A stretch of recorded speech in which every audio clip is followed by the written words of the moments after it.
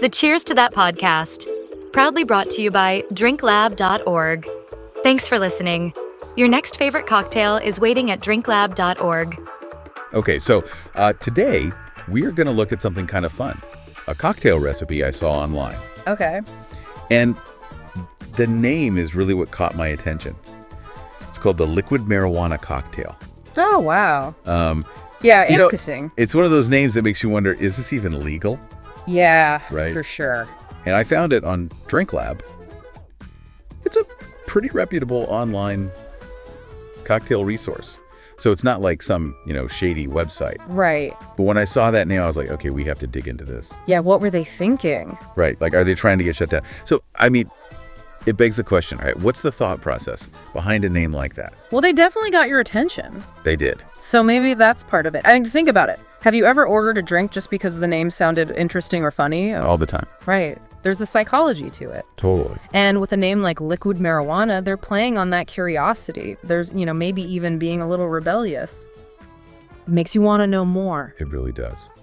Okay, but before we get into what's actually in this drink, I have to ask, have you ever heard of a cocktail named this bold? Honestly, it's up there. There's a long history of cocktails with, provocative names. Oh, yeah. Sex on the Beach. Right. Or how about a Harvey Wallbanger? Okay, true. Those are classics. For a reason. Exactly. They're memorable. But back to this liquid marijuana cocktail. When you first saw the recipe, what was your initial thought? I have to admit I was a little relieved to see that it doesn't actually contain any marijuana. Right. It's all above board. Yeah. Important to clarify that. But it does make you wonder how they achieve the whole illusion. Yeah. What's in it that makes them call it that? Well, for starters, you've got spiced rum, melon liqueur, coconut rum. It's okay. Already sounds a little, wild. It's giving me tropical vacation vibes just from those three ingredients. Exactly. And that plays right into the whole liquid marijuana theme, don't you think? And then to top it all off, you've got blue curaçao, sweet and sour mix. Yeah. Pineapple juice. It sounds delicious, but it's also... Well, it's all about creating an experience, right? Not just a drink. We were talking earlier about names and how they can evoke certain feelings. Right. This drink, it's like they're trying to do the same thing, but with the ingredients themselves. Okay, yeah, I see that. It's like sensory overload in a glass, almost. But, okay, we can't forget about the most important part. You mean the garnish? The garnish. Yeah. A marijuana leaf-shaped pineapple slice. Of course. Come on. It's brilliant. It really is. It's playful, memorable, and it just, it reinforces that connection to the name without actually being illegal. Exactly. Speaking of those connections, DrinkLab actually categorizes this as a tropical cocktail. Which makes sense, right? They're linking it to a theme. People already have positive associations with tropical drinks. Right. When you think tropical drink, you think sunshine, beaches, relaxation. Exactly. It's all about escapism. Have you ever seen someone order a blue Hawaiian in the middle of a snowstorm? Only if they're really trying to pretend they're somewhere else. Right. These drinks, they transport us. And that's a powerful thing, even if we don't always realize it. So they're not just mixing up a drink, they're creating a whole mood. Pretty much. And they're using every tool at their disposal to do it. The name, the ingredients, the way it looks in the glass, it's all part of the package. I'm picking up what you're putting down.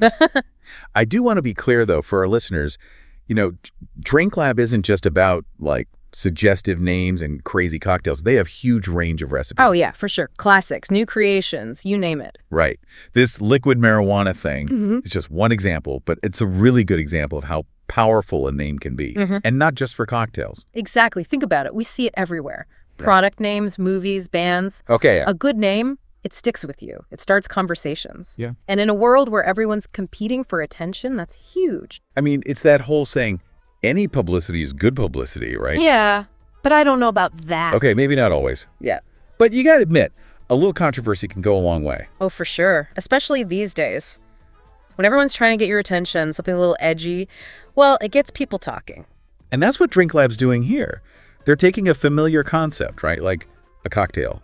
But they're giving it this twist, this little bit of an edge. Yeah, it's smart. It makes you think twice. And like we've been talking about, that's half the battle. Getting people to actually stop and pay attention. Absolutely. Yeah. So for everyone listening who's been with us on this whole deep dive into the liquid marijuana cocktail, what would you say is the main takeaway?